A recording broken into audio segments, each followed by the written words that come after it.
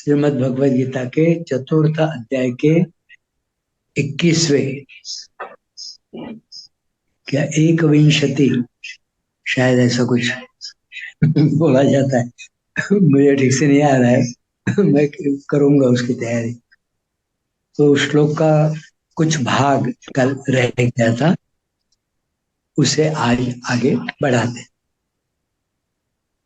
क्या कह रहे हैं भगवान?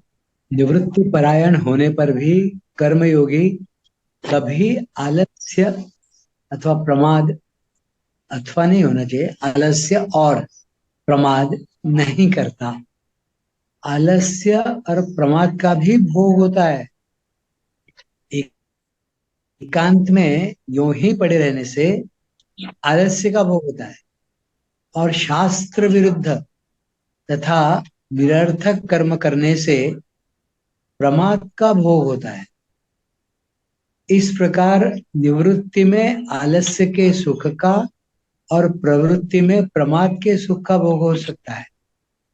अतः आलस्य और प्रमाद से मनुष्य पाप को प्राप्त होता है, परंतु बहुत कम कर्म करने पर भी निवृत्ति परायण कर्मयोगी में किंचित मात्र भी आलस्य और प्रमाद नहीं आते। यदि उसमें किंचित मात्र भी आलस्य और प्रमाद आते तो किल्बिषम न आपनोति कहना बनता ही नहीं। वह यतचित्तात्मा है, अर्थात उसके शरीर, इंद्रिया और अंतःकरण संयत है, इसलिए उसमें आलस्य और प्रमाद आ ही नहीं सकते।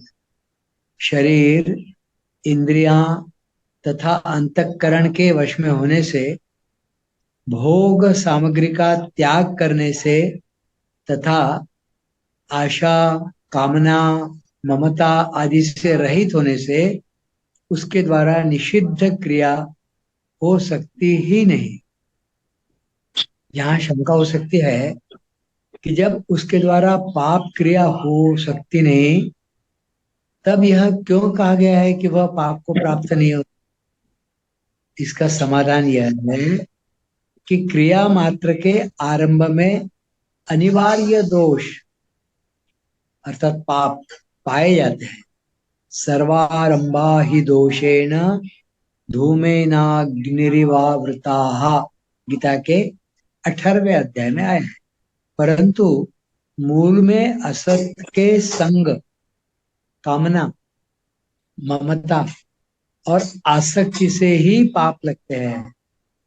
कर्मयोगी में कामना, ममता और आसक्ति होती ही नहीं, अथवा उसका कामना, ममता और आसक्ति का उद्देश्य ही नहीं होता।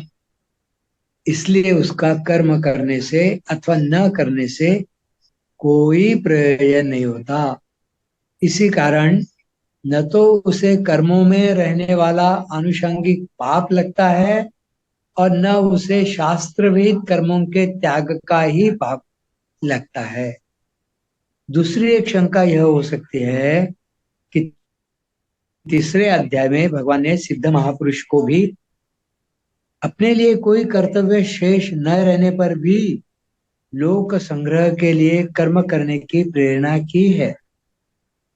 अपने लिए भी भगवान ने कहा है कि त्रिलोकी में कुछ भी कर्तव्य और प्राप्तव्य न होने पर भी मैं सावधानी पूर्वक कर्म करता हूं।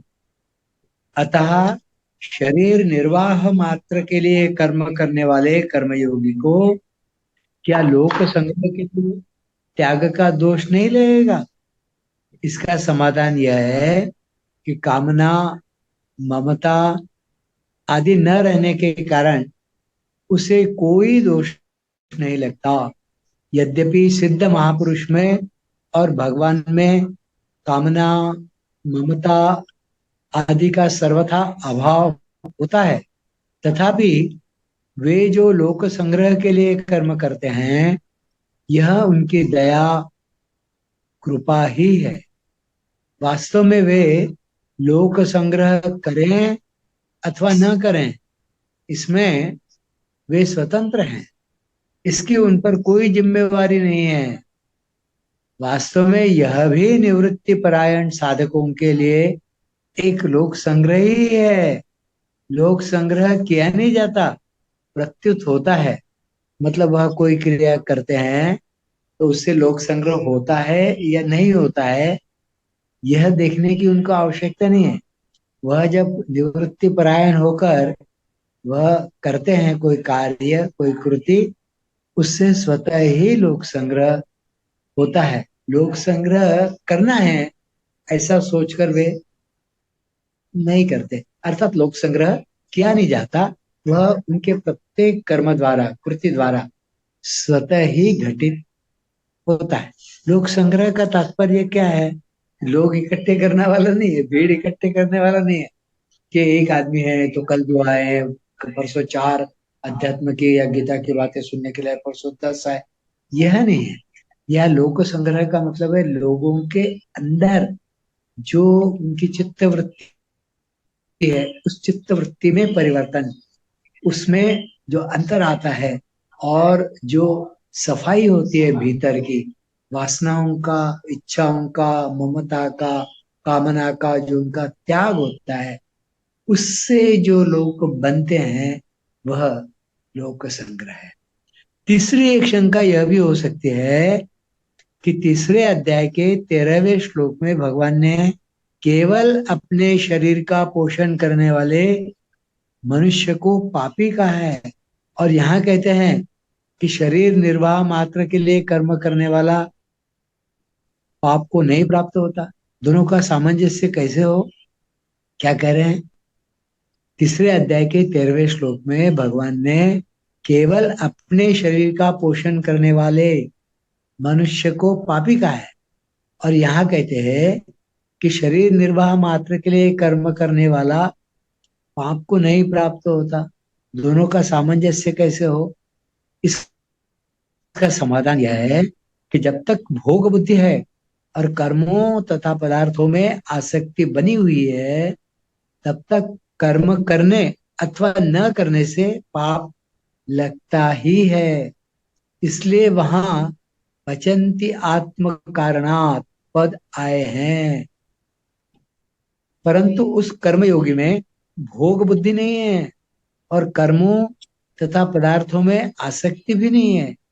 अतः सर्वथा निर्लिप्त होने से उसे कर्म करने अथवा न करने से किंचित मात्र भी पाप नहीं लगता।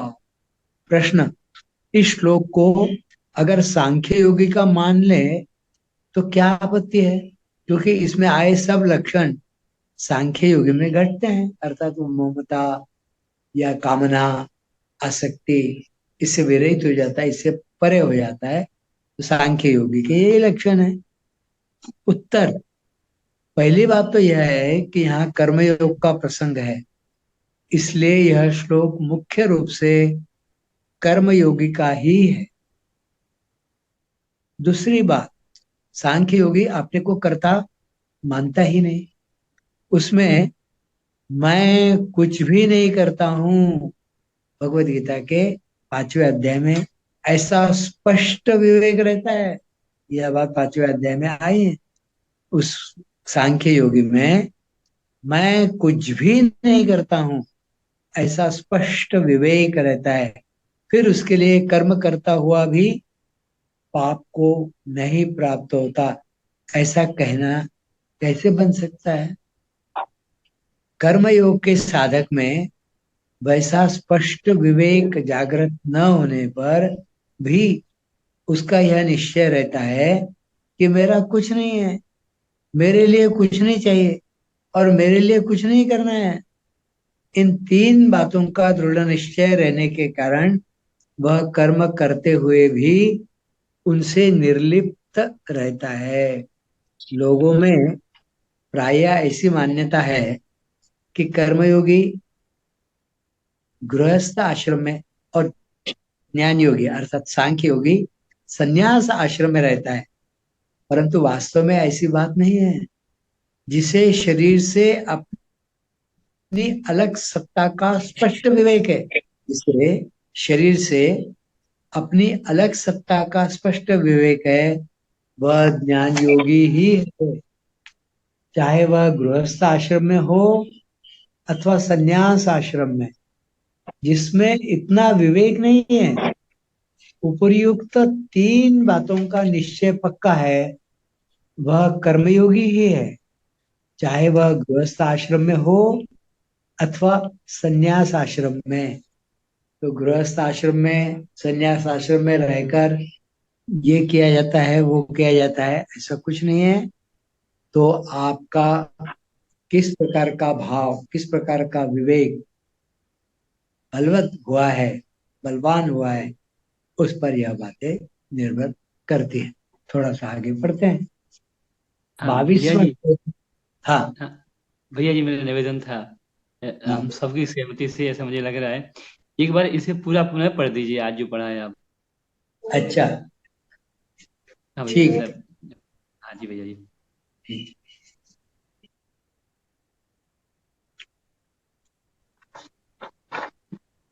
निवृत्ति परायण होने पर भी कर्मयोगी कभी आलस्य और प्रमाद नहीं करता। आलस्य का मतलब है देखेंगे, कल करेंगे। और प्रमाद कैसे भी करना, उच्छृंखलता से करना या अति करना, जैसे नहीं करना चाहिए वैसे शास्त्र विहित नहीं करना, उसे प्रमाद कहा है ना। तो आलस्य और प्रमाद, आलस मत। वह निवृत्ति परायण होने पर भी कर्मयोगी कभी नहीं करता। आलस्य और प्रमाद का भी भोग होता है, यह भोग की श्रेणी ही है।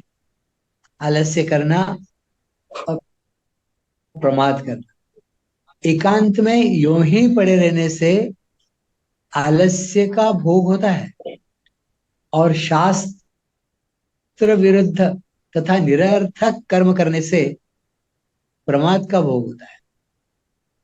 इस प्रकार निवृत्ति में आलस्य के सुख का और प्रवृत्ति में प्रमाद के सुख का भोग हो सकता है। अतः आलस्य और प्रमाद से मनुष्य पाप को प्राप्त होता है। परंतु बहुत कम कर्म करने पर भी निवृत्ति परायण कर्मयोगी में किंचित मात्र भी आलस्य और प्रमाद नहीं आते। यदि उसमें किंचित मात्र भी आलस्य और प्रमाद आते तो किल्बिषम न आपनोति, इस 21वें श्लोक में है, कहना बनता ही नहीं। वह यत चित्तात्मा है, अर्थात उसके शरीर, इंद्रियां और अंतःकरण संयत है, इसमें आलस्य और प्रमाद आ ही नहीं सकते। शरीर, इंद्रियां तथा अंतःकरण के वश में होने से, भोग सामग्री का त्याग करने से तथा आशा, कामना, ममता आदि से रहित होने से उसके द्वारा निषिद्ध क्रिया हो सकती ही नहीं। किससे? कर्मयोगी से, क्योंकि वह उसके परे जाता है, वह अपने लिए कुछ नहीं चाहता, उसके अंदर आशा, कामना, ममता आदि शेष रहती ही नहीं है। और इसलिए वह जो कर्म करता है वह किसी प्रकार से निषिद्ध कर्म हो ही नहीं सकता। निषिद्ध क्रिया उसके द्वारा हो नहीं सकती। यहाँ शंका हो सकती है कि जब उसके द्वारा पाप क्रिया हो सकती ही नहीं, तब क्यों कहा गया है कि वह पाप को प्राप्त नहीं होता। मतलब आबैल मुझे मार वाली से क्यों बना ले, तब यह क्यों कहा गया है कि वह पाप को प्राप्त नहीं होता। इसका समाधान यह है कि क्रिया मात्र के आरंभ में अनिवार्य दोष अर्थात पाप पाए जाते हैं। सर्वारंभा ही दोषेण धूमेनाग्निरिवावृताः, यह भगवद गीता के 18वें अध्याय में आया है। परंतु मूल में असत के संग, कामना, ममता और आसक्ति से ही पाप लगते हैं। असत के संग के कारण ये जो कामना ममता है, इसकी जो आसक्ति है, इससे पाप लगते हैं। कर्मयोगी में कामना ममता और आसक्ति होती ही नहीं, अथवा उसका कामना ममता और आसक्ति का उद्देश्य ही नहीं होता, इसलिए उसका कर्म करने से अथवा न करने से कोई प्रयोजन नहीं होता। इसी कारण न तो उसे कर्मों में रहने वाला आनुषंगिक पाप लगता है, मतलब कर्म करने से जो उत्पन्न होता है, आनुषंगिक उसके पीछे आता है, उसके साथ आता है, वह पाप लगता है। और न उसे शास्त्रविद कर्मों के त्याग का ही पाप लगता है। सामान्यतः यज्ञ में या यज्ञ करना, अग्निहोत्र करना, ये जो शास्त्रविद कर्म है, वह न करने से पाप लगता है, ऐसी जो मान्यता होती है। तो उसका यदि त्याग कर दे तो पाप लगेगा, ऐसी सामान्य जनों के लिए बात है। लेकिन कर्म योगी के लिए वह पाप नहीं बनता, नहीं होता, क्योंकि वह कामना ममता आशा आसक्ति आदि के परे हो चुका होता है। दूसरी एक शंका यह हो सकती है कि तीसरे अध्याय में भगवान ने सिद्ध महापुरुष को भी, कौन से सिद्ध महापुरुष, अपने लिए कोई कर्तव्य शेष जिनका नहीं रहता है और जो लोक संग्रह के लिए कर्म करने की प्रेरणा जिनकी होती है या करते हैं, वे, उनको भी सिद्ध महापुरुष। अपने लिए भी भगवान ने कहा है कि त्रिलोकी में कुछ भी कर्तव्य और प्राप्तव्य, मतलब प्राप्त करना है, न होने पर भी मैं, भगवान कह रहे हैं, सावधानी पूर्वक कर्म करता हूं। सामान्यतः जिसको जो प्राप्त हो जाता है, फिर काय की सावधानी, फिर तो चाहे धड़ाम धुड़ुम जैसा करना है कर लो। हमें कौन कहने वाला है, हमारी अब कहाँ गलती हो सकती है, हमसे अब क्या प्रमाद होगा, क्या आलस्य होगा, अरे हम तो उसके पार हो चुके हैं। भगवान क्या कह रहे हैं? भगवान कह रहे अपने लिए भी भगवान ने कहा है कि त्रिलोकी में कुछ भी कर्तव्य और प्राप्तव्य न होने पर भी मैं सावधानी पूर्वक कर्म करता हूँ। अतः शरीर निर्वाह मात्र के लिए कर्म करने वाले कर्मयोगी को क्या लोक संग्रह के त्याग का दोष नहीं लगेगा? इसका समाधान यह है कि कामना ममता आदि न रहने के कारण उसे कोई दोष नहीं लगता। यद्यपि सिद्ध महापुरुष में और भगवान में कामना ममता आदि का सर्वथा अभाव होता है, तथापि वे जो लोक संग्रह के लिए कर्म करते हैं, यह उनकी दया कृपा ही है। वास्तव में वे लोक संग्रह करें अथवा न करें, इसमें वे स्वतंत्र हैं। इसकी उन पर कोई जिम्मेवारी नहीं है, क्योंकि इन सब चीजों के तो वे परे चले गए हैं। वास्तव में यह भी निवृत्ति परायण साधकों के लिए एक लोक संग्रह ही है। लोक संग्रह किया नहीं जाता, प्रत्युत होता है, क्योंकि उनकी प्रत्येक क्रिया ऐसी होती है कि जो दूसरों को उपकृत करने वाली, दूसरों को श्रेष्ठता की ओर लेने वाली, दूसरों को मुक्ति और मोक्ष की ओर ले जाने वाली होती है। वह वास्तव में वास्तविक लोक संग्रह, संख्यात्मक शब्द नहीं है यह, बस इतना बड़ा ध्यान रखें।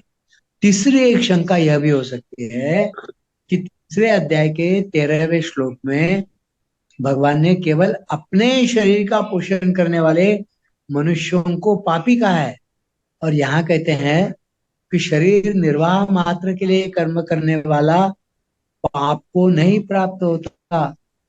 दोनों का सामंजस्य कैसे हो?